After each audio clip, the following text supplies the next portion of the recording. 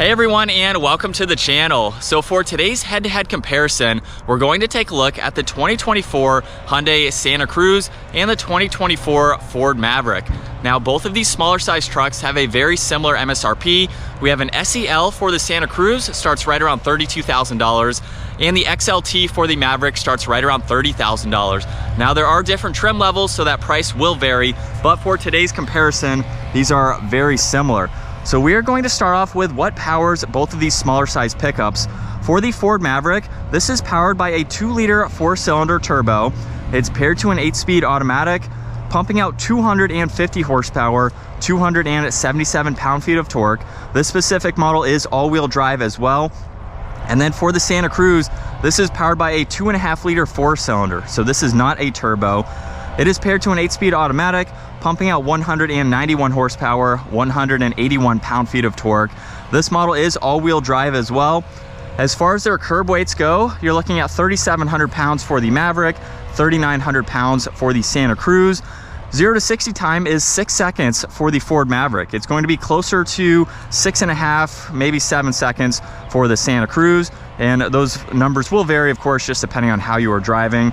Top speed is 110 miles an hour for the Ford, 133 for the Santa Cruz. And then as far as fuel economy goes, because that is going to be a big selling feature for this smaller size truck, 22 miles per gallon in the city for the Maverick, 29 out on the highway, and then 21 and 25 for the Santa Cruz. Now, as we work our way to the exterior styling, we have completely different looks, as you can tell. For the Maverick, it's a little bit more squared off. You'll notice with the grille right in the middle, we have some sharp edges on both sides. Plenty of cutouts though to provide cooling. And then the grille also works its way into the headlight housings on both sides. There's more cutouts down below with the plastic bumper and then a tow hook on both sides. For the Hyundai, you'll notice that the headlights are actually integrated into the entire grille itself. So while it's integrated on the Maverick, it's basically the entire grille for the Hyundai. So all of the lights are actually in the grille itself, with the trim accents on both sides. There's fog lights for the Hyundai, plastic in the lower section, and then cutouts as well. And you'll notice a little bit more boxed off for the entire roof or the hood there for the Maverick, and then some very subtle lines for the Maverick. So very, very different for their front end appearance. And as we work our way to the sides now, you'll notice that the Maverick actually doesn't really have any fender flares. It's actually integrated into the bodywork itself, whereas on the Hyundai we have the plastic fender arches for the front and the rear, as well as the entire lower side skirt there. There is some over on the Maverick as well, and then wheel options are going to vary just depending on the trim level that you go with. Now, for the Santa Cruz, there's a turn signal in the body colored mirror. No turn signal for the Maverick there. Some very nice roof lines though, and then the Hyundai actually has a sunroof. I'm not sure which trim level will give you a sunroof on the Maverick, but as we take a step back now and compare the side profiles, you'll notice a little bit more boxed off as you saw up front. So the rear end has a very vertical line to it here. And these are both relatively short vehicles. We do have an integrated spoiler on the back of the Santa Cruz and roof racks as well, but they're pretty short. We'll say the Maverick is a little bit shorter in its overall height. I am 5'10", and my chin is just above the roof line there. So these are relatively small vehicles, of course. And then as far as the bed sizes go, for the Ford Maverick, you're looking at 54 inches for the bed length, 48 inches for the Santa Cruz. So you do get a little bit more bed space in the back of this vehicle. And as far as towing goes, you're looking right around 4,000 pounds for the Maverick and 3,500 pounds for the Santa Cruz. But in the back of the Maverick, that is stamped in the lower section of the tailgate. This does have a backup camera as well. And then there's a spray and bed liner with some storage on one side. There's also an auxiliary and then some tie down hooks where you can place in some items. There's also some indentions there where you can place some tools or anything that you need. So pretty practical for what it is. And for the Hyundai, Santa Cruz is in the lower section. There's actually a bed step on both sides, which is pretty neat to see. There's no hitch on this model, but like I said, you can opt to get the hitch if you'd like. And then you'll notice too a different design for the taillights and the electronic release for that tailgate. Now this particular model does have a cover installed. There's also the bed extender too, and there's even storage underneath the floor. Now I'm not sure how exactly this is fully removed, but for what I can show you at least today, there is a lot of space underneath the floor.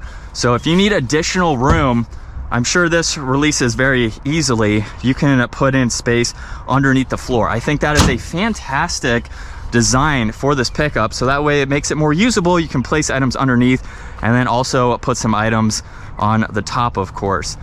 Now let's work our way to the interior. Now for this Ford Maverick, this does not have a smart key. So we do have the turn key along with having to lock and unlock the vehicle, although it does get remote start, which is very cool to see. Now for this interior, you'll notice the two-tone for the door panel along with this orange color on the release handle. There's cloth seats, and then it's basically a very small size SUV. So as far as getting into it, it's not all that hard. Now here's the turn key, and we'll start this up. I will have a full review for this particular Ford Maverick down in the description, so I'll go over this fairly quickly here. But we have the leather steering wheel with your controls for volume, you have cruise control, and then you have menu that you can go through for this gauge cluster. So you can scroll through this information, and you have a good bit that you can look at as far as some of your averages here. You can pull up the menu and go through all of these settings, just anything that you would like to pull up. Not a whole lot of info, but it's nice that you can configure it and see the info that you would like. Now on this left side, there is a trailer braking system, all of the headlight adjustments, and then we have the small screen here, a little bit of storage on the one side, and this is a very basic screen. So this is pretty much all that you get to go through. You have your volume adjustments, you can adjust the infotainment system there slightly if you want to. All of the climates are laid out very nicely, and I'm actually surprised with the amount of storage that you have up front. It's actually very versatile. This is the rotary dial to put the vehicle into reverse and drive. You have your electronic parking brake, and then a few different driving modes too. This is an all-wheel drive vehicle, so there's no four-wheel drive controls, but this vehicle will adjust depending on the mode that you are in, which is nice. There's traction control, your brake hold, downhill assist, as well as the engine start stop. And then you have a decent amount of space in both the glove box and the armrest there. And I have around 5 or 6 inches of headroom up front. While this is a small vehicle, the roof line or the headliner is actually very tall. So you could be taller than me and still be comfortable in the front seat. So it's actually very surprising for how low that roof line is. It gives you a decent amount of space. Now for the Hyundai, we do have a smart key for this model. So it is a push button. We do have remote start as well, and then there's even a control for the tailgate where you can release that. Now you'll notice the door panel is a little bit more of a traditional design with the solid armrest and all of your window controls, and then storage down below. And then this is a little bit higher. So on the Ford Maverick, you actually stepped over and down. You are just going to step up for this. And then we can bring this one to life, where we have the steering wheel with all of your cruise control settings. There's even the lane keeping assist. And then you have controls for the digital gauge cluster. So you can pull up a little bit more information than you can on the Maverick. It's not a ton more, but you do have some icons that you can scroll through just to look at, which is nice. And then on this left side, there's your bed light, you have traction control, and then a larger screen. That's a little bit easier to go through, but it offers a lot more with all of these different icons that you can scroll through. There's even some buttons down below where you can further get into all of this information. And then all of the climates are laid out very nicely with another LCD screen, so you can go through all of those. And then there's a lot of auxiliaries down below, wireless charging for the Hyundai. And then we have a more traditional gear selector for your backup camera as well as drive and being able to change gears. Now this model also has a center locking differential, so if you do take this off the pavement, you have that. And you do have a few different drive modes in here as well. So you have normal, sport, smart, and even a snow mode if you need to use it. There's a downhill assist, a shortcut to the camera system so you can pop that up, as well as having heated front seats. You have storage in the armrest there as well as in the glove box. And a little bit more traditional of a design. You'll notice in the Ford Maverick how much lower the center area was as far as going all the way down to the floor. So a little bit more traditional here. There's a sunroof up top with all the dome lights, and I have a little bit less headroom. It's closer to 2 or 3 inches. So I'd say about half the amount of headroom up front as on the Ford Maverick. But visibility, as you saw on the Maverick, is about the same. So very different interiors, just a different layout, of course, for everything. And now let's talk about the back seats, because this is a very small pickup truck. So how do these back seats hold a person at 5'10"? We got the traditional door panel there. You can also fold up these seats, and both of them are individual. So the bucket goes all the way to the opposite side there, so you can lock that other seat up if you need to. And at my height, with the front seat set at my height, I have plenty of room. Now right in the middle, there's nothing. So there's just the indentation there. But I have about the same as up front, 2-3 inches of headroom. This has a manual sliding rear glass, and the seats recline just a little bit, so they're not vertical, which is nice. This is actually pretty comfortable. It's almost more comfortable than a mid-size pickup truck, which is surprising to see with how small these vehicles are. But for the Ford Maverick, biggest difference that you will notice is that the entire bench folds up as one. So you still get a good bit of storage space, just like in the Hyundai, except you can lift everything up at once. And then with the front seat set at my height, again, a similar amount of space. However, there's auxiliaries in the back, and you even get an armrest with 2 cup holders. Now, for this particular model, this is a solid window, so there's no cutout in it. And I have 3-4 inches of headroom. Seats recline about the same as the Santa Cruz. So honestly, pretty identical for back seat space. So with the exteriors as well as the interiors wrapped up for both of these smaller size pickups, let's get them both out on the road and see how they compare. So as we set off behind the wheel for the Hyundai Santa Cruz now, let's pop it over into the manual setting from second gear. Here we go.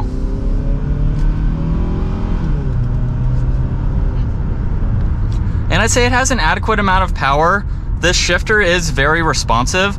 So if you happen to be towing, or maybe you're off the pavement using that center lock, you can use this to shift. And if you slow down, you'll notice too that we will start to downshift, but if I give it some gas now, it's actually going to hold in 4th gear. So you can use this to hold a gear as well if you don't want this to shift. That's pretty common for a lot of pickup trucks, just to help you with towing situations and things like that. You're not going to be towing a lot with this model, but it is nice that it's still a usable pickup truck. This isn't someone who's buying it for towing purposes, but you have the open bed. You can use this to put in bicycles, or you're doing lawn service, lawn equipment, things like that that aren't heavy, just bulky items that you wouldn't put in an SUV. But as far as driving this goes, I do wish it had a little bit more power. This is getting up to speed here. So I'm not sure if you can get a different engine for this. But as far as driving it goes, it seems to be very nice. I do have more experience behind the wheel of the Maverick, but I do like the more traditional interior for this. We have just a really clean design for it, and it seems to be very comfortable. I don't have any issues with the suspension here going over some of these bumps. This is going to ride more like an SUV. So if you're looking for an SUV that happens to have a pickup on the back of it, this is a good option to go with. It's very quiet too for the drive that I've done today. Visibility is easy to see all around. You can't see the tailgate or anything in the back there, but you can of course see the sides of the bed through your side view mirrors there. But it's a nice place to be. I could see this being a very comfortable daily driver. At the end of the day, it's a Hyundai.